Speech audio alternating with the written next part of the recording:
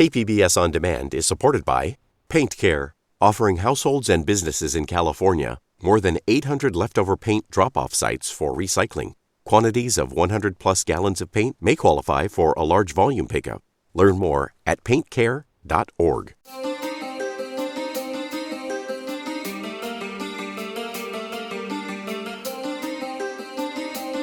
Welcome back to the KPBS Cinema Junkie podcast. I'm Beth Accomando.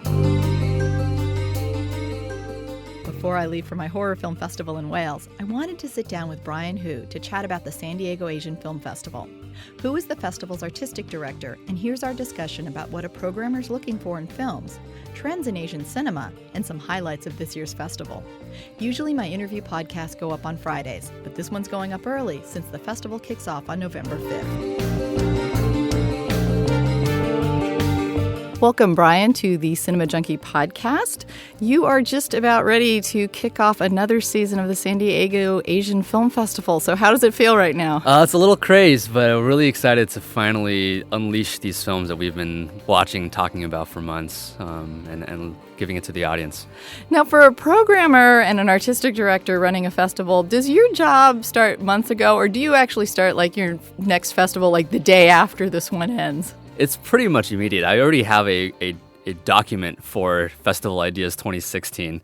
There are just way too many films, and you have to be on it from day one. But really, like the bulk of it starts in January for our November Film Festival. So how did you get into festival programming and working with the San Diego Asian Film Festival? What's your background? Well, originally I was in film criticism. I've always written film reviews since I was in high school and college. In college is when I started to cover film festivals. And I caught the bug then, just finding out that there's a place where you can just watch movies all day that no one else can see, or you're seeing them for everybody else. You get to meet the filmmakers. So I started covering film festivals as much as I could, including the San Diego Asian Film Festival. So when I was living in Los Angeles, I would drive down to San Diego to go to this festival. I remember having a lot of great things to say about the festival, but also some not so good things. And I guess the festival decided to hire me as their movie picker. So that's how I got involved in San Diego. I'd been coming for years. And yeah, it's been a great opportunity.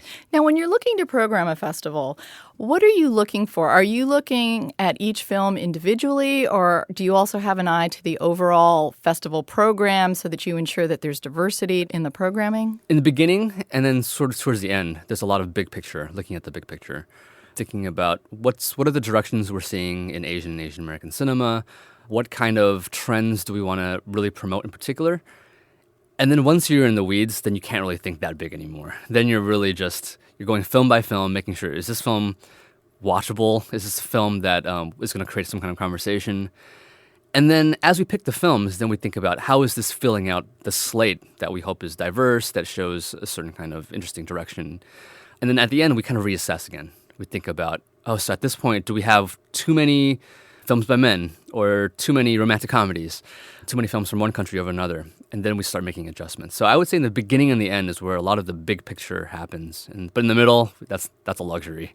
So this year, what's kind of the range that you're showing and how many films, how many countries? As usual, we have 20-plus countries. Including short films, we have over 130 films this year. Everything from world premieres to classic films from the 60s. Everything from mainstream films from Asia to independent films here in the United States, documentaries, experimental films, animation. The idea is that we want to capture as diverse as the voice of Asia and Asian America is, which, if you think about it, its entire continent, it's the biggest continent in the world. It's got to have a huge variety of different styles and sensibilities, as diverse as here in the United States. So our festival is designed to be wide, very, very wide in scope. I like to think about it as 4 different film festivals in one.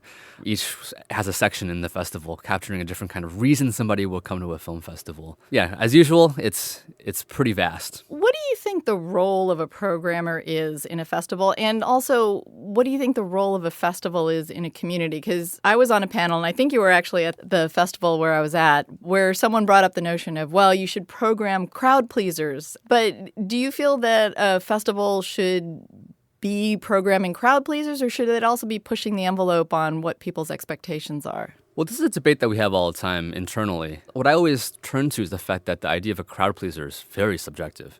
We want all of our films to be crowd pleasers, but we understand there are different kinds of crowds. What might be considered mainstream to some folks might be kind of extremely dull and unwatchable to another group. And I think that because we are a quote-unquote niche film festival, that we do films from Asia or Asian American films, we're already playing films that are the market has deemed unmarketable. These are not crowd pleasers because to the mainstream, a crowd pleaser cannot have subtitles. And so we are already kind of in a great position where we already realize that crowd pleaser means something different to different people. So we are trying to explore how we can please as many crowds as possible. So that includes films that are kind of genre films, films that are kind of easily, if not easily digestible, something that they can recognize in the kinds of film consumption they already have, like a romantic comedy or an action film, a horror film. So there's that kind of crowd pleasing, appealing to genre expectations. There's another kind of crowd pleasing. I know I have some friends who, they don't care if the movie's good or bad. They just want to know who the director is and if he or she is famous. There are people who they'll be happy just to see the latest film by Apichatpong Weerasethakul. They might not even like his film. They might not understand it, but they're so happy to have seen it. So we have to appeal to that audience too. And then there are people who just want to see something they've never seen before. They want to have all their expectations shattered. And they go to film festivals to discover those kind of films because these are the ones that are the furthest from the mainstream. A lot of these are experimental films. They're films that have topics that are a little bit odd, that don't fit any kind of political or cultural category that we know of yet, because they're by filmmakers who are really pressing the boundaries of what can be on film. And again, to those audiences, to be pleased is to see something you've never seen before, as opposed to the genre crowd, which wants to see something that kind of conforms or at least starts off in a genre. Maybe they bend the genre, but the parameters are still within genre. So I guess to answer your question, we feel like as a film festival, we have the luxury of not defining a crowd so narrowly. And that's something we struggle with because we all have different tastes, even within the programming team and within the festival. And it's just how do we understand that we're trying to get a large audience and to create a conversation from different kinds of starting points. So that's how we see the idea of a crowd pleaser as well as the role of a film festival. Not everybody has gone to film festivals, sadly. Part of the benefit of going to a festival is it's an environment where you do have opportunities to speak with filmmakers. You have opportunities to come up to you and even ask you, why did you program this film? I hate it. Or why did you program it? I love it. Why can't you get more? So what do you see is the benefit of kind of the festival experience for someone? Definitely, you mentioned the conversation. Conversation, like you said, with the filmmakers, with curators, but also with other audience members. The lobby of a film festival, when we pick a theater for a film festival, we need to make sure there's a lobby, some kind of gathering ground, or someplace where after a movie, you always have that moment where which of your friends is going to say something first? And when is that going to happen? Is it going to be when you're all the way to the car? Or right in the lobby is a great place for that conversation to begin. And you never know what you will overhear from another crowd. And so I think that environment of conversation is really essential to a film festival. But also just the idea of festivity. We always put so much emphasis on the film part. The festivity in the sense that there's a celebration happening, that there's a celebration of independent cinema, of world cinema, new kind of voices. And so for us, it's having music. It's being kind of exuding excitement for the films and for the filmmakers. That's what we're trying to put together. And that's what we see as a huge value of film festivals. Now, you mentioned that one of the things you look for are trends. Do you see any trends in particular this year? I understand that there's actually quite a few women filmmakers. Is that a trend or is that just kind of a fluke of programming this year? When we start the programming season, we always thinking about what are some of our priorities. And obviously, we always want to create diversity in gender, in nationality, and in styles. We've never really struggled looking just to find women filmmakers. When we're talking about Asian American cinema, women have always excelled in Asian American cinema, especially in the documentary realm. We know that this is a priority, but it never becomes a burden. That's something that we feel very lucky about. It's really the films from Asia where we struggle a little bit. And the trends that I've seen is that in countries where there's a long tradition of studio filmmaking, of talent agencies, and just kind of more old school systems of making films, they tend to be very male dominated. Just like in Hollywood, it's kind of an old boys club. That's, for instance, the places like Japan, Hong Kong. These established film capitals. But it's everywhere else where you realize that they don't make a ton of films. There's really no reason you would limit opportunities for people who are potentially going to make great films. And so it's in places like Cambodia. We're showing a film called The Last Reel, directed by a woman director. It's actually Cambodia's submission for the Oscars. A film called The Kids from Taiwan, directed by a woman named Sunny Yu. So it's in places where film is kind of in limbo, or when they're still trying to discover their own voice or build their own industry, where women get a lot more opportunities. Again, because they realize that it would be ridiculous to assert like the men behind the camera in particular. So for us, it's not that difficult. It's harder for us to find women directors, and again, like in the more established countries, and definitely in the so-called masters section of our film festival. The idea of a film master, I think, is already kind of inherently kind of a masculine approach to film classification, and it's also a very European approach. So in that category, we're kind of playing into that kind of culture of quality. So we always make sure to have at least one woman filmmaker in the master section, and we do this year as well. One of the things that you're excited about this year is you are honoring Kiju Yoshida, someone that you call one of the most legendary but least known directors of the Japanese New Wave of the 60s and 70s. He's a contemporary of Imamura and Oshima, and you are bringing one of his films on 35 millimeter with him here. So talk about this. Yeah, we're really, really lucky to be able to bring Kiju Yoshida, as well as his actress/muse, longtime muse, to San Diego. We're actually showing two of his films at the Museum of Photographic Arts on 2 consecutive days during our film festival. This is possible because we're working with a professor at UCSD named Daisuke Miyao, who is one of the world experts on Japanese film history. And he recognizes the importance of Kiju Yoshida because he's seen these films and he knows them within their historical context. I think, like you mentioned, Imamura and Oshima, like these are directors who I think were really able to make a splash in the United States or something like in the realm of the senses because they're pushing the envelope in terms of sexuality. Whereas Kiju Yoshida, his films were very political. And to understand that, I think you needed to know the political context and kind of where intellectual crowds, what kind of conversations they were having in the 60s and 70s. I think back then it was a lot more difficult for Americans to understand. But I think now that we understand Japan a little bit better than we did in the past. I mean, we don't know that period fully, but I think we're a little bit more excited to see what were the conversations that they were having in Japan in this weird time. And his films are kind of speak to that the best, I think. And he does mix the political with the kind of violence as well as the erotic. His most famous film, which is one that we're showing, is called Eros Plus Massacre, which I love that title. And it really captures all the components and what he's trying to combine.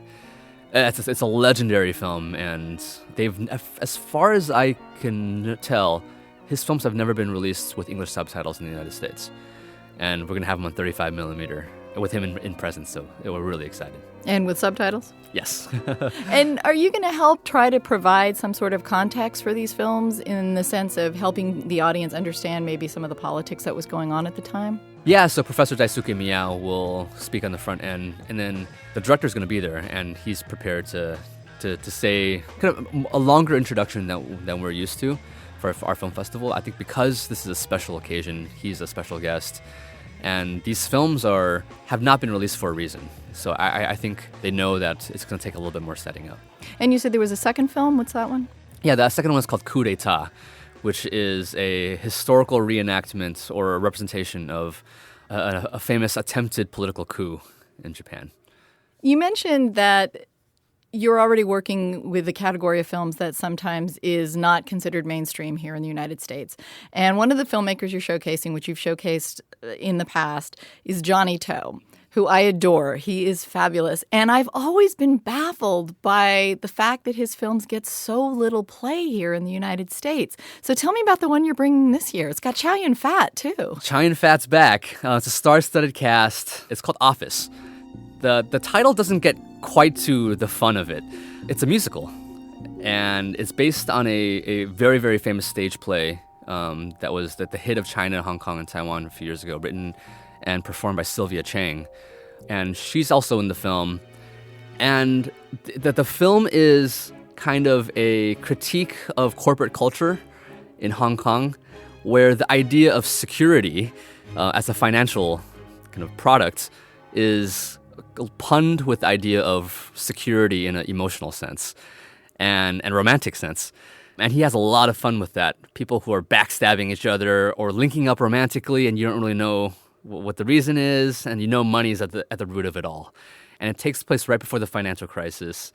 And you get to watch people struggle and sing through their problems. But I think the star of the show, I mean, Chow Yun-fat is great and Sylvia Chang is amazing, but the star of the show are the sets. The sets are done by William Chang, who is best known for doing the sets of Wong Kar-wai's films like 2046 and In the Mood for Love. It's a giant set that looks like the inside of a clock. It has to be seen to be believed. And there's songs in it. They're singing and dancing. So we get to see Chow Yun-fat sing again? No, Aw. unfortunately. He's too cool now. Oh, he was cool back then, but he didn't realize that Dorky was also cool. Yeah. For fans of Chow Yun-fat, it's just such a joy to see him on the big screen again. And you're right that like these films, for some reason, don't get the notice in the United States. The crazy thing is, Office actually opened nationally in the United States, and nobody saw it. The critics who normally like his films or maybe would like his films just thought that this was a film for the Chinese audience. They mostly released, the distributor China Lion is a pro at appealing to the ethnic Chinese audience here in the United States, and not so good at getting the mainstream critics excited about their films. And so we figured, even though it's already played, we want to bring this back to San Diego and kind of give it a platform for people who might not have known about it the first time around, including Johnny To fans. Well, Johnny To is a director who, even though he sometimes works within genres in the sense of, he'll do a gangster film or he'll do an action film, but he always kind of uses those genres very loosely and kind of explodes them out at some point in the films. And I always thought that because he does have kind of some of those genre hooks, that his films would have gotten a little more play, at least some of the action films and mafia films. And I've always been so disappointed that I've seen almost all of his films on a small screen as opposed to on a big screen. So I always love it when his films are actually brought out here. Yeah, you're right. I mean, he's kind of a master of genres today. I can't think of any director in the world who is as comfortable in a genre, whether conforming to it or kind of exploding from within as he is. I like to compare him with people like Anthony Mann and Bud Boddicker, like directors who knew the film noir, the Western. Really, they knew the tropes really well, but they also understood the kind of personalities within these worlds. Oftentimes it's about masculinity, oftentimes it's about power structures in society, and Johnny To understands this really well too. His film Drug War, which is kind of a perfect police procedural film, and I can't think of anything in contemporary cinema that kind of does it as effortlessly and blissfully as that film does. And you're right, like, why isn't this film better known? And why shouldn't this be shown at the AMCs? And his name. I mean, you mentioned his name to most people. And sometimes you mention a title and they go, oh, yeah, I saw that. But his name just doesn't seem to be that well recognized. And I fell in love with him, I think, with The Mission, which was early on. And I've been seeking out his films everywhere I possibly can. And he makes one or two a year. So there's always something of his to watch. And yet we don't hear about them too much. And diverse. You mentioned this is a musical. He's done some others that don't fit into don't keep him locked into a single genre. Last year we played his romantic comedy called Don't Go Breaking My Heart Too, which is way more exciting of an action film than most action films, just because he treats romancing with a lot of desperation and struggle. And he does it so well. And it's super romantic and very funny. Now, another filmmaker who may not be a household name, very prolific, kind of like a Takeshi Miike, is Sion Sono. And let's play a little bit of a clip from the film you're showing, Love and Peace, and hear a little bit of the trailer. Love and peace, お前を忘れない。鈴木陽一、お前は乗り遅れた。 So tell me, what's going on in this trailer? We know it's about a rock star, but it spins kind of out of control. Nothing is ever completely in control in the Sono film, and that's the way his fans like it. It's a film that starts off as just this nerdy guy in the office who gets picked on all the time. His best friend is a pet turtle. And then one day, his turtle speaks to him. And suddenly everyone is speaking to him, people who normally shouldn't be speaking. And they implant this idea that he may be a nerd to most, but he is a rock star at heart. And to me, it's a classic rock opera, the way we used to see in the 70s and 80s. And the David Bowie references throughout with his costumes. The music is bombastic, but also heartfelt. The whole thing is kind of ironic because Sono has this great ironic style where you're never really sure how seriously to take anything. We don't know whether we should be laughing or not. At the same time, this is a great story about an underdog who attempts to make it. But it's never quite as simple as that, and it's never quite as heartwarming as that in a Sono film.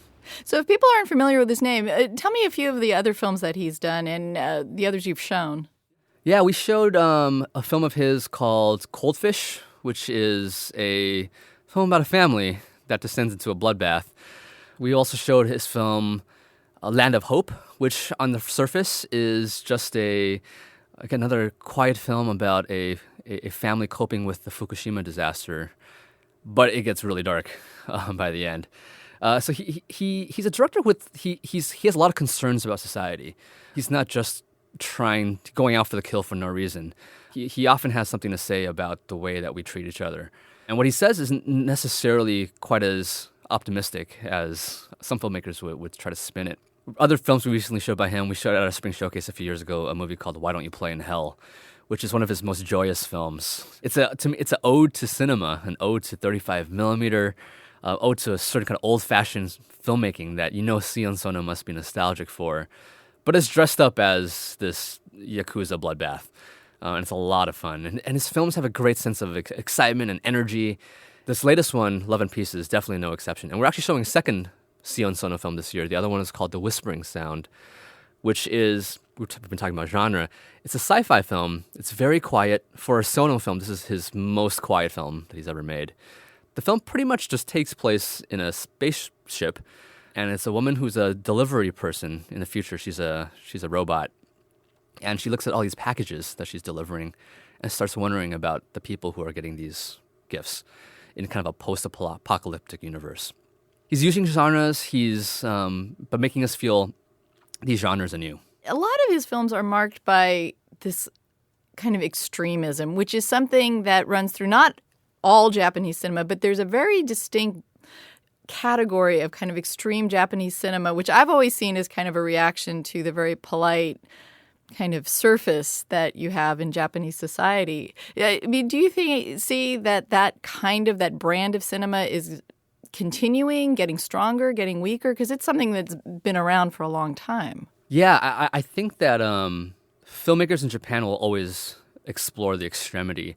We've been talking about the new wave, like the Oshimas and the Imamura. I mean, they were doing that too in their own way back in the 60s and 70s. And with Takashi Miike, Sion Sono, these are directors who have taken the idea of extremity as a goal and thinking about how our bodies react to certain kind of images and wanting us to feel films in our bodies. And I think that's so basic to what film is that's never really going to go away. I think what is happening in Japan is that there's a little bit of fatigue because after a while it seemed like these films were just appealing to Western audiences. And there was a whole strand of filmmakers and studios that could always rely on like American or a British distributor to pick up these films. But these things go in ebbs and flows in terms of their popularity. On the plus side, we're getting a lot of films that are becoming very self-conscious about the idea of extreme cinema. So we have another film called Dead Man Inferno. ヤクザの組長の命を懸けた戦いの今度の敵はどっちだ早い方か遅い方かどっちだ早い方だ Which it's winking at you the entire time. It's a film about Yakuzas versus zombies. And just saying that, you're already appealing to a lot of people, especially in the United States. The film is very smart about it. It's very aware of genre conventions, and it wears it on its sleeve. And it wants you in on the joke. And so it's not to be taken too seriously and still at the same time delivering a lot of the kicks of extreme cinema. And you have another film that's kind of in the similar genre, kind of a horror comedy called Crush the Skull.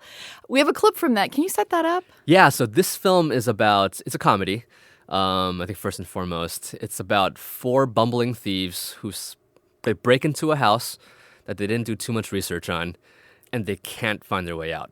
They're locked into the house.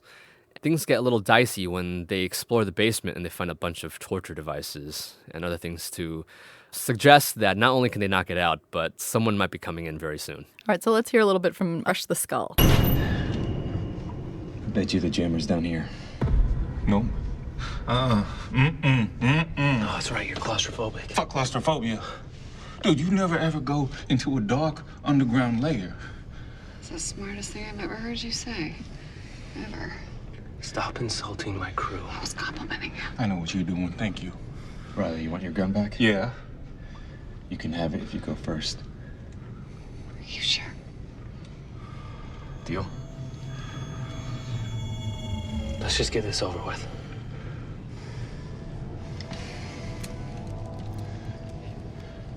Man, you know who always dies first in these situations? The black guy.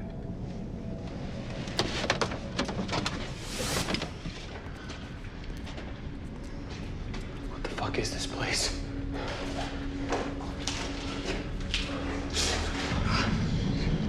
What is it?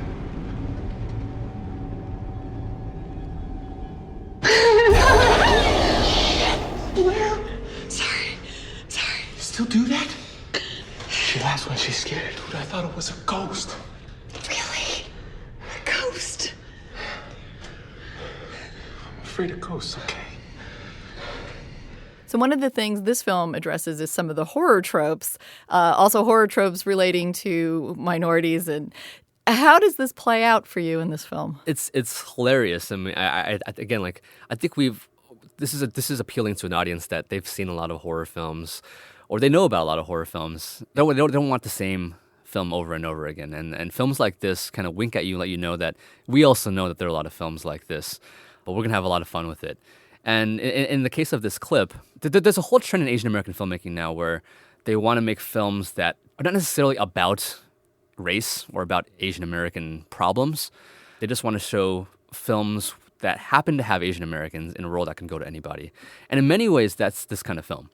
Two of the leads are played by Asian American men, but they could be played by anybody. And that's what's so exciting about seeing these two actors play these roles. I mean, like that they're not playing a stereotypical character. But in a scene like this, it's also clear that even regular characters are aware of issues of race and how that might play out because they've seen horror films and they're a little bit nervous about what their skin color might mean in the film that they're trapped in, not just the house. Well, and it also seems like, I mean, I've been going to the Asian Film Festival since it began, and it seems like in the early years, the Asian American films were very much these kind of very earnest, sincere looks at identity and what does it mean to be Asian American. And it seems like over the years, as more films are being made, and I think more films are being shown by Asian Americans, that they're moving away from that, still dealing with those issues, but not in that kind of head-on sort of manner, and branching out into making more genre films and more diverse films. Yeah, and I think that's a great thing. When our festival first started in 2000, the idea of Asian American cinema, at least for a younger generation, was very new. They were taking their Asian American studies classes, and they were figuring out how to apply that to film. And then YouTube happened, and then suddenly there are Asian Americans all over YouTube. And it's sort of like, it's these conversations are being played out all the time. They don't have to be constantly talked about on film either. And in the meantime, we're seeing films like Harold and Kumar, now shows like Fresh Off the Boat, where Asian Americans are in the mainstream. It's still not perfect, but it's there. So we don't have to put so much burden on filmmakers to have to represent an Asian American perspective anymore. And it's liberating because, like you said, they get to make films that they've always wanted to make. Films that fit in genres, films not even about Asians at all. So we have a couple of films this year. We have 2 films by Asian Americans set in Africa about Africans, one in Liberia, one in Rwanda. We have a film called There is a New World Somewhere about a white and Latino couple that drive through the Deep South. So geographically, Asian American cinema is really branching out, definitely beyond like kind of the LA, San Francisco, New York, Asian American worlds that we're so used to in their films. And I think that's great. We still have the films that are kind of about Asian American history and cultures and societies because A lot of our audience is looking for that, and filmmakers still care about these kind of issues. But for us as an Asian American Film Festival, we want to show that the voice is really broad. And that's, to us, it's just as empowering to see a story about Asian Americans as it is to see a story about just anything, and then bring an Asian American director to the Q&A afterwards and have the audience see and make visible the fact that there is an Asian American face behind all of this. Well, what I think is liberating, too, and I see this from the perspective of women filmmakers, is this notion that once you can branch out like that, you're no longer feeling this pressure that all your characters have to be role models. Because, for a long time, there were so few women filmmakers and so few films focusing on women that if you presented characters that were flawed or evil or whatever, you would get criticism. I remember when they made, One Flew Over the Cuckoo's Nest, nobody wanted to play Nurse Ratched because they said oh, that's not a good feminist role model, but it's a damn good character. I think it's nice to see where you can get that range. You can still get films that deal very seriously with Asian American identity, but you can also get films that are wild horror comedies or, stories about flawed individuals. Yeah. And we like that there's a safe space like a film festival. Once it's out in the mainstream, that's when everyone gets nervous. That's when everyone's like, oh, are you representing us well? Which is a really unfortunate position to have to take on any artist, because no artist should be, they just need to express themselves. And I mean, they can and they should, they can definitely try to talk about their culture, but they don't have to. So we like the safe space where we're embracing all kinds of voices, including ones that might not seem so positive. So we have a film called Female Pervert. Why don't you play it with this? I'm not comfortable with that. Sarah Bartman was this black woman in the late 19th century in South Africa. And she unfortunately had a really huge labia and butt, and it caught the attention of some English colonists. Flashlight? I don't know what this is. It looks like a flashlight, but when you open it, there's a vagina-like hole. And it comes out light from it? No, it's a masturbation tool. By a director named Ji-young Lee, who we showed her film Moral Sleaze a couple of years ago. She's out of her mind. Her films have amazing female Asian American characters that are straight up pathological in their perspective on the world. The latest one, she would probably be considered a sex offender.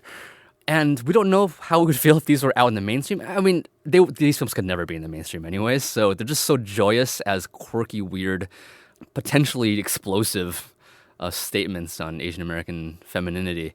But we love that we can create a safe space where just to embrace this voice and not worry about all that baggage that you referred to. I have not seen her films, but based on their titles alone, I am going to go check them out as soon as possible. And while we're talking about Asian Americans, we also have kind of a local slant on this. You are having the world premiere of UCSD's Alvin Sang and Reunification. So tell me what that's all about. Yeah, this is a film that we had not even heard of. It just came in as a blind submission. And with blind submissions, you never know what you're going to get. And they're usually quite bad. But with Reunification, we immediately sensed that from the opening scenes that this is a movie that had to be made. And there's certain kind of films that you feel that. There's certain films that you watch and it's like they just want to put this on their reel so they can get funding for the next film, or then they can try to put it on their resume. But this is a film where it's a little bit raw. It's there are elements that feel very dated, but you could tell it's been sitting on a director's shelf for a long time because he's never wanted to throw it away either. And he keeps revisiting it, and it's a project that grew. So the film is about him and his family moving from Hong Kong to the United States in the 1980s. Sitting around Dad's apartment reminds me of the time when he and I used to live together in Hong Kong.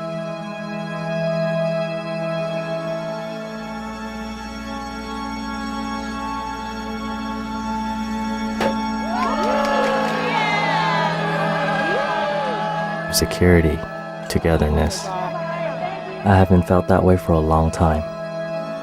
He remembers his family, part of his family went first, he stayed behind with his dad.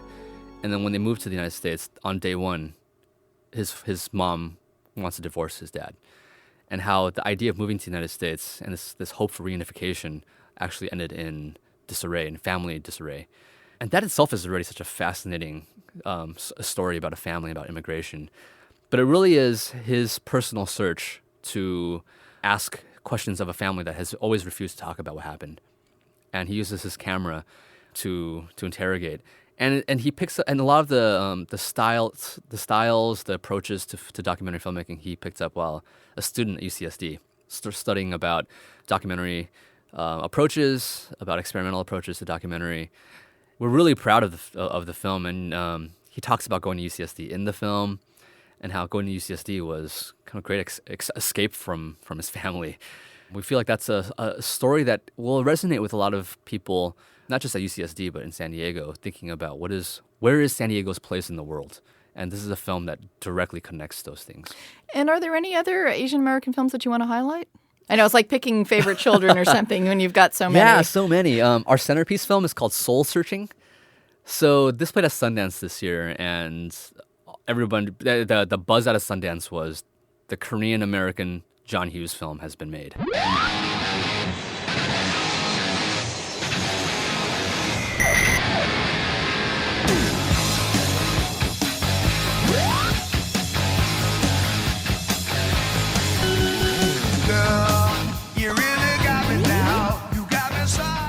It's set in the 80s. I think it's in 86, 87. And it's about a phenomenon that I know that happens in Taiwan too, and it happens in Korea, where you have all these Korean people all over the world. Second generation, they don't really know their culture too well. They don't necessarily speak Korean. So the Korean government realizes what a huge resource it is that we have kind of bicultural people all over the world, but we need to reel them in, bring them back to the motherland.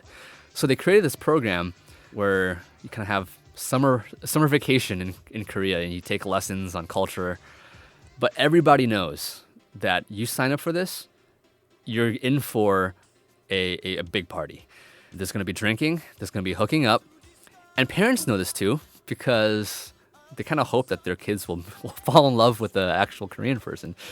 And it's about the director's own memories of going through this program himself and all the hijinks he saw. And in terms of genre, he uses the John Hughes film as a model. I mean, it's perfect that it's set in the 80s, but you also have the music, you have the friendships, all the different character types that you would expect. The Latin lover, you have the Madonna wannabe, you have the Sid Vicious one, and how all these different kinds of personalities reflecting different corners of the world that Koreans have inhabited, and how it all explodes on an unforgettable summer.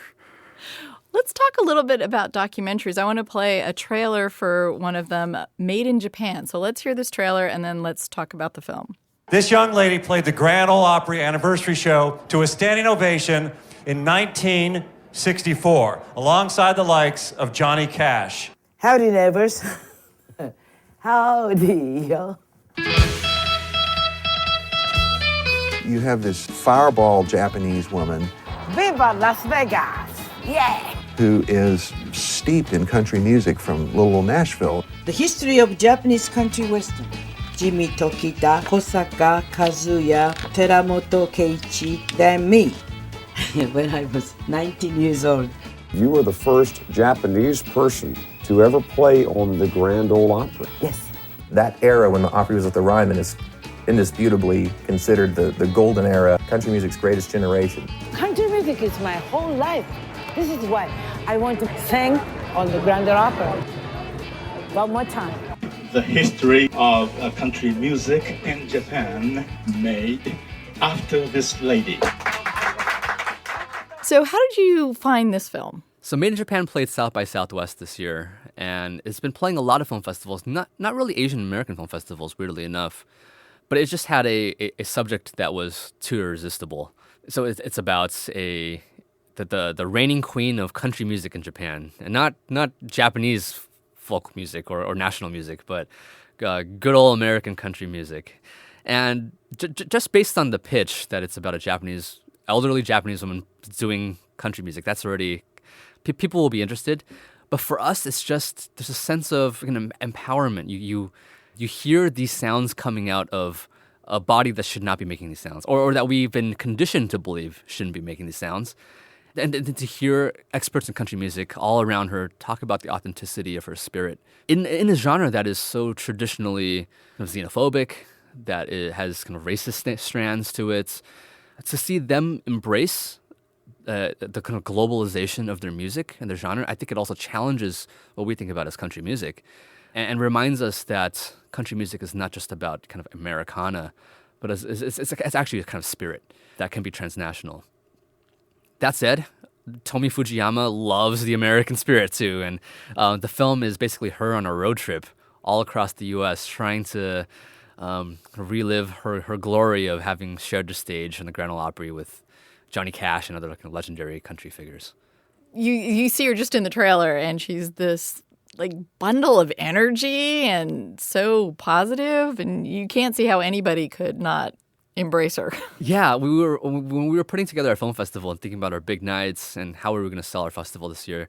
This is our 16th year, so we wanted to call it our Sweet 16th. And then we realized that there's actually no character in that film festival with more of a teenage spirit than Tomi Fujiyama, who's in her 70s now. So we made that our closing night film just to to remind the audience that youth doesn't need to fade ever. And she's scheduled to be there at our closing night. She told us she's bringing a guitar, and we'll see what happens. Well, that sounds great. There's also a focus this year on some of these well-known Asian auteurs who are some of them are stepping out of, I don't know if you'd call it their comfort zone, but stepping out a little bit from what they're best known for, especially Hou Hsiao-hsien, who I adore and usually has these kind of slow, elegant, social explorations.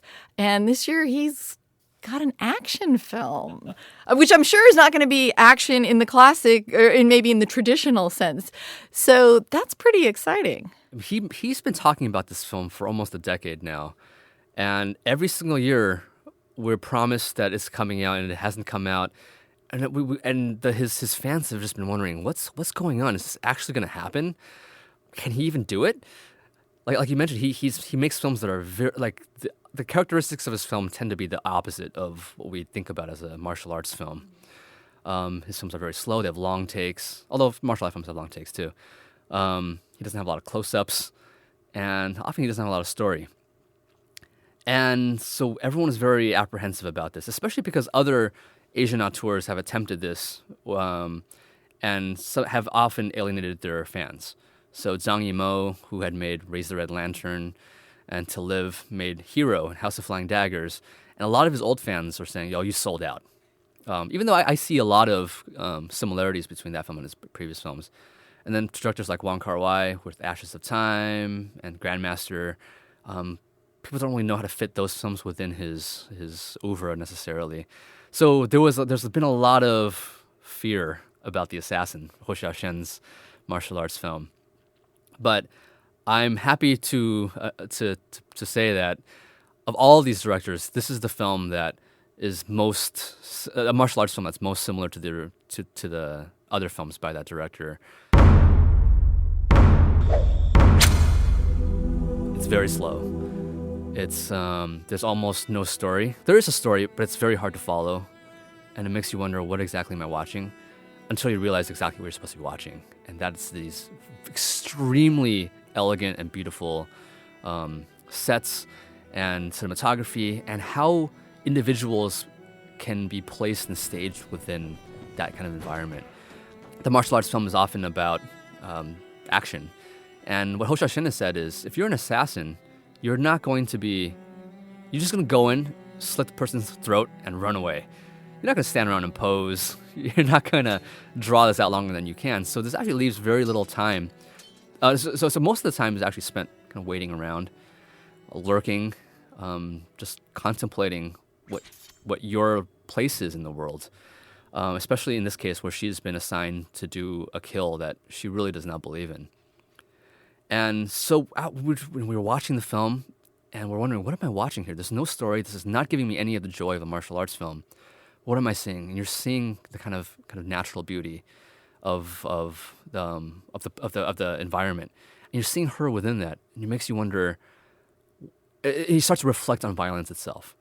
You start to reflect on kind of ethics, and it's the sublime of beauty as opposed to the sublime of action, which we normally gravitate towards in the martial art film. So That's kind of his intervention in the genre. It's unlike anything we've ever seen. A lot of people are going to be very upset with this film because the title makes it promises one thing, I think. But I think that a lot of his fans will not be disappointed. And meanwhile, a lot of people who are interested in the spirit of martial arts or don't realize how into the spirit of the martial arts they are, they actually might discover in this film something that they've been kind of seeking all along, which is that there's more to the genre than action choreography. And that if you're truly interested in kind of the philosophies and the psychologies of the martial arts world, that this film actually fills in a lot of those gaps that have up to this point been unaddressed on film. Well, also with Ho Xiaoshen, he seems to be a filmmaker a little bit like Wong Kar-wai in the sense that you have to be patient with the film, unlike a lot of mainstream films which announce exactly what they are at the beginning so you know what to expect. They frequently lead you in one direction and then take a total U-turn, and you have to kind of just be patient and wait for it and embrace kind of this style that they have. Yeah, and I think of all of his films, that's what makes this one probably one of the most difficult, because we go in with so many expectations of how to orient ourselves with this genre. So in the very beginning, he just constantly disorients you. It starts in black and white. He plays around the aspect ratio in strange ways that I still don't quite understand. I've seen the movie twice now. But it's like he wants to catch you off guard a little bit. And then once you've been caught off guard, then you immediately realize I need to shed a lot of my expectations. And then that's when he invites you to be patient. And not all viewers will be able to do it, but I think that any viewer will at least see something here that they've never quite seen before. And I think that's something you can say about all of Ho Xiaoshen's films. And you also have Jafar Panahi's film, Taxi. So that's also, I think some people forget that Asian expands out to, Iranian and Iraqi films and things like that. So is that something that you're also making an effort to pursue? Yeah, and especially because there's just such great films coming out of Iran all the time, and we would be crazy not to include Iran. Yeah, we definitely want to remind people that that Iran is Asia, and these are all countries and cultures that have historically been quote unquote orientalized by the West. So we should all kind of stand up for each other's cultures. This film, Jafar Panahi, we've shown many of his films in the past. We showed This Is Not a Film. We showed Closed Curtain. And Taxi completes this, or hopefully doesn't complete it because hopefully there's more, but this trilogy of films that have been made while he's been banned from filmmaking. Because of his political views, he was under house arrest for a long time. Now he's able to get out of his house, but he's still not allowed to make films. And so with Taxi, he gets out of his house and then he puts like 4 cameras on himself at all times. He's basically driving a taxi around the city with cameras propped up all around the vehicle as he picks up passengers. It's about telling stories. It's about how he wants to show Tehran from the ground up. And he's interested in the kind of conversations that people have with each other, but also with him. A lot of the characters in the film know who he is. And to some extent, we don't know if this is a documentary or if this is fiction, because a lot of this might be actually scripted. Well, and he's blurred that line before. Absolutely. And part of the joy of the film is figuring out, like, is this real? And just how people navigate the fact that he is a quote-unquote criminal, and that what he's doing with them is implicating them on his crime of making films. So how do they respond to that, and sort of the ethics of that? And the way it plays out, it's probably his most mainstream of these last few films, because it's just fun to hear these conversations play out. But it's also just a very rigorous examination of what is the role of a camera in the streets of Tehran today, and what is the role of an artist. And he has a lot of fun with that. And who are some of the other Asian auteurs that you're highlighting this year? Well, we mentioned Sion Sono. We have 2 of his films. Johnny To, of course. I believe this is the first time any film by Naomi Kawase has ever been played in San Diego. Her films they're usually very, very difficult. Think of Terrence Malick, but without a lot of the elegance, or without sort of the bombastic kind of elegance to it. Her films are very much about nature, about just ordinary people. But this year she made a film called On, which has a lot of her kind of pet themes of ordinary folks and nature. But she makes it into a food movie about cooking. So this is, I think, a great gateway into Naomi Kawase's aesthetic and her world. We're also showing the new film by Apichatpong Weerasethakul, who is a favorite of our festival. We've shown his last couple of films, including Uncle Boomy, who can recall his past lives. His new film is called Cemetery of Splendor. This is actually the film that requires probably the most patience because it is literally about watching sleep. There's a sleeping sickness going around the Thai military, not in real life, but in the story of the film. So you're in a hospital that's very atmospheric, very moody, very strange, eerie, ghostly, where these soldiers are sleeping. And suddenly, like, it conjures the kind of ghosts that are kind of based on this plot of land itself that used to be a school, now it's a hospital. And some characters start exploring in a very dreamy way what is this place that they're at. And the film is called Cemetery of Splendor, which is such a beautiful title. His films always have great titles. And his fans will love this one too.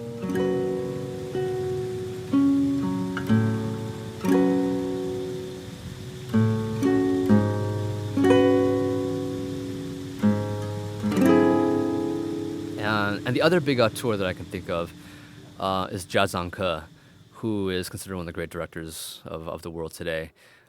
He made films like Platform, The World, Still Life, and Touch of Sin, which we showed a couple of years ago. And he's become China's main chronicler of kind of everyday folks and their economic and cultural difficulties. He's really interested in migrant workers. But Mountains May Depart, which is his new film, is a little bit more mainstream for him. He's also great at genres. Touch of Sin was it's kind of like a wuxia film set in the present. And his new one it's a love triangle. It's a soap opera.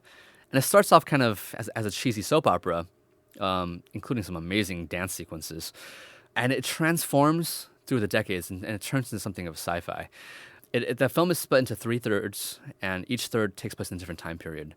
The first in 1999, the second in 2014, and the third part in the future, where he's tracking the trajectory of a certain kind of optimism of China with the whole idea of the China dream. And he uses a love triangle to kind of play out how that optimism becomes shattered and how ordinary people kind of try to keep their families and their love affairs intact through the decades. And it's like all of his films, a really piercing look at China today, but incredibly enjoyable because of the way he's playing with genre, and just because there's nothing quite like it also, the way he jumps around in time, and he plays with aspect ratio, and it's got the most wicked use of a Pet Shop Boys song I've ever seen in any movie. Well, I have to say, looking through some of the descriptions of the films, one of the ones that jumped out at me that I'm curious about is an amnesia musical. Yes. This is La La La at Rock Bottom by one of our favorite directors. He made Linda, Linda, Linda a few years ago, which is also a rock and roll film about an outsider. Linda, Linda, Linda, it was about a Korean exchange student in Japan who becomes the singer of a rock band in a high school despite not really speaking Japanese. And this new one is kind of in a similar spirit. It's about a guy who he gets amnesia. He wakes up. He doesn't know who he is. He doesn't know where he is. All he knows is there's a microphone in front of him, and he knows he needs to pick it up, and he can sing beautifully.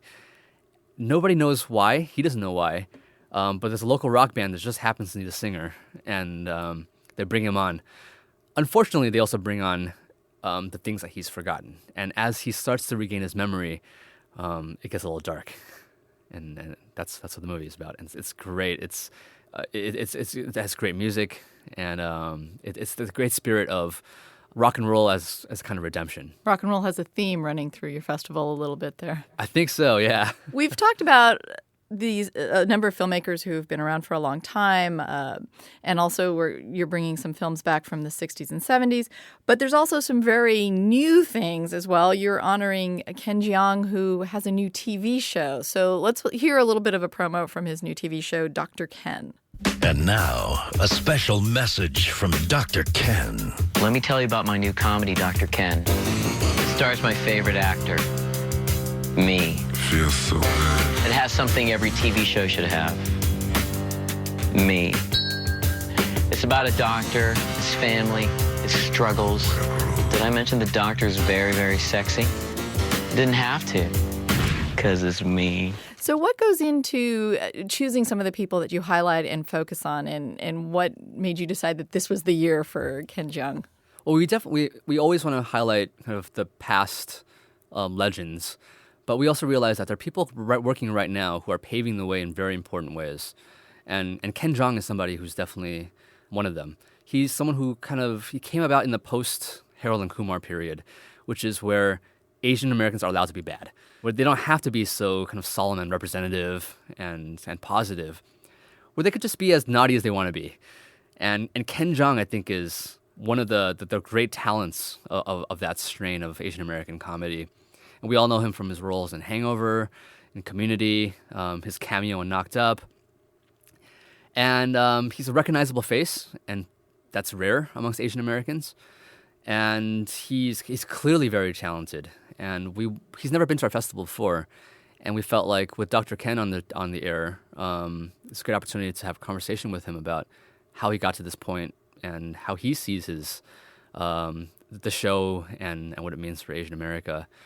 Especially last year, we highlighted Fresh Off the Boat. And with a show like that, because it's the first family sitcom in 20 years with Asian Americans in it, that's a show that had a lot of baggage, that needing to represent well. But Ken Jeong comes in at the perfect time because he gets to be the other show on the same network, and he doesn't have to represent quite so well. He can be whoever he really wants to be, and he can have the show he wants to have. Hopefully he can, and it'll be interesting to hear from him how he's had to figure this out himself.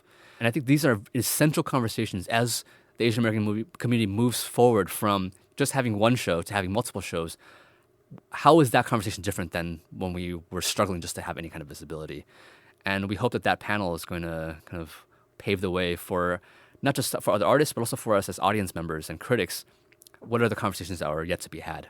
So what is the presentation with him going to be like? Are you going to show an episode of the TV show? Is it going to be just him on the panel? What's that going to be? Yeah, so we're going to show a episode that has not been aired yet. So this is their Thanksgiving episode, but we'll be showing it this Thursday. He's going to be there to talk about that episode as well as the show in general. So that's about 20 minutes of the show, and then a conversation with him, and then we're going to open up for questions from the audience. And one thing we haven't talked about at all is there going to be animation this year at the festival. Yeah, so every year we have our animation shorts program, which covers not just Asian American filmmakers, but filmmakers in Asia, where there's a lot of innovation in animation happening. And so it's our usual kind of cross-section of different styles, different genres. There's even one that's mostly live action, but just has animated characters crawling around in a real world. It's our usual fun, and we've built up a great audience for that program. But we do have a feature-length animation this year. It's the first animated film by the director Shunji Iwai, who is kind of a cult figure amongst young audiences and filmmakers in Asia. He has films like All About Lily Chocho, Hannah and Alice, and some other ones. And for his first animated feature, he decided to do a prequel to Hannah and Alice, which is one of his kind of cult hits of the mid-2000s. But his actors are now much older than the high school students they were in the original. So I think animation is kind of the most logical choice to have them still voice their characters. And some of it is rotoscoped. It's mostly rotoscoped, the action is. And yeah, so it's a great reason to bring out animation again. So with 130 films from more than 20 different countries, what do you suggest to someone as a strategy or plan of attack when they go to the website and look at some of these titles or pick up your program? It could be overwhelming. Do you have any suggestions? It is overwhelming, and we do our best to try to make it manageable for potential audiences. As I mentioned earlier, I like to think about it as 4 different festivals in one. That there are different sections. So if you're interested in kind of politics of Asian America, the cultures, the history, then the Asian American panorama section would be great. If you just want to see films by the masters, we have a master section. Usually in many cities where there's an international film festival, that's the festival where you will find a lot of these auteur films. But in San Diego, where there isn't an international film festival, we provide that section for you. We have a section called Asia Pop. So if you just want to see fun stuff from Asia, fun defined very broadly, of course. It includes comedies, romance, action, drama. This is where you're going to find it. And this is where you're going to find, if you just want to see movie stars, pop idols, if you just want to, or if you just want to know what's popular in Asia. And popular films from other countries tend to never make it into the United States, where we are looking for art films. So the Asia Pop section is where you get a glimpse into what's cool in Asia. And then lastly, if you just want to see films you've never seen before, kind of experimental films about subjects that are often too unusual, I think, then our Discovery section is for you. But if you like more traditional ways of navigating films, our website, you can search by genre, you can search by language, you can search by country. If you already know, like you just want romantic comedies from Korea, there's a way to search that on our site. So we will try to make it easy to navigate. Give us the lowdown for what's your website address, where can people get tickets, when's the festival running? Yeah, the festival website is festival.sdaff.org. So festival.sdaff.org. And that'll take you to the site where you can get information about all the films, how to buy tickets, where the venues are. That's the one place to find everything. And how many venues are you at this year? We're at fewer than the past because it was just way too much for people to be at. And we try not to have more than 2 venues going on at one time. But where our main home base is still at the UltraStar Mission Valley and Hazard Center. We are also doing a lot of films at UCSD, including our Taiwan Showcase, which includes The Assassin. And we're also at the Museum of Photographic Arts in Balboa Park. That's for the Keiji Yoshida retrospective, where they have the facilities to show 35 millimeter. And our opening and closing night films will be at the Museum of Contemporary Art in La Jolla at the Sherwood Auditorium, in their large 500-seat auditorium. So people can also go to the festival by venue if they want. Yes, yeah. Oh, and I want to mention that our last day of the festival is in Escondido. We have a lot of fans in North County. We want to bring the festival up to them, at least for 4 days at the La Paloma Theater in Encinitas. Based on the fact that you do seem to be spreading out throughout the county, is the festival healthy? Is it growing still? It's definitely healthy, and a lot of that is due to the fact that Asian cinema is healthy, and there's still a lot of interest in Asia, and I think it's growing interest in Asia. It helps that there's a growing Asian American population in San Diego, not just because Asian Americans want to see these films, but because the kind of idea of Asian Americans as part of the community is growing in San Diego. So non-Asians are becoming hungrier for this kind of content too. We have great sponsors, including KPBS, who want to support our mission and our festival.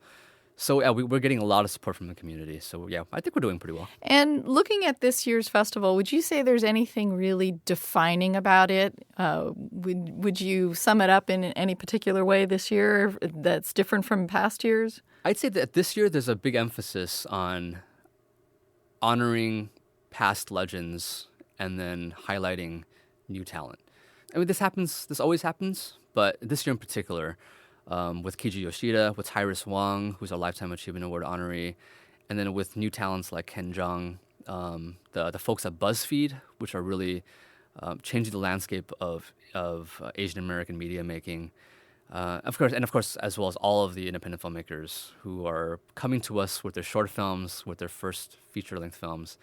So being able to highlight where we've been in the past and where we could potentially go, I think that's a huge theme for this year. All right. I want to thank you very much. I've been speaking with Brian Hu, Artistic Director of the San Diego Asian Film Festival. And you have your festival just right around the corner, so I'm sure you have a lot to do still. I do, but we're really excited about finally presenting it to the audience. All right. Well, thank you very much. Thanks for having me.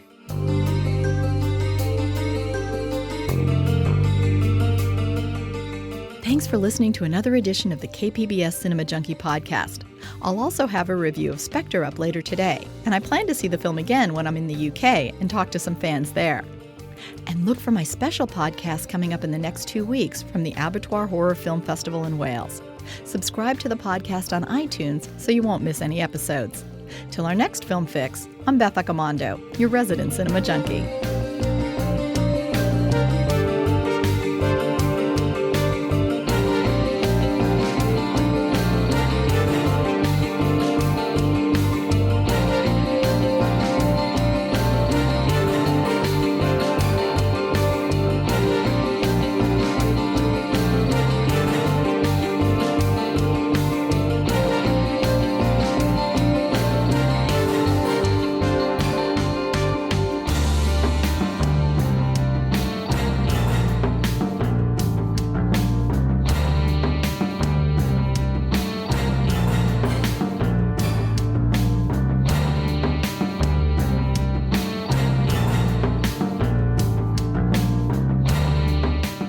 KPBS On Demand is supported by Paint Care, offering households and businesses in California more than 800 leftover paint drop-off sites for recycling. Quantities of 100-plus gallons of paint may qualify for a large volume pickup. Learn more at paintcare.org.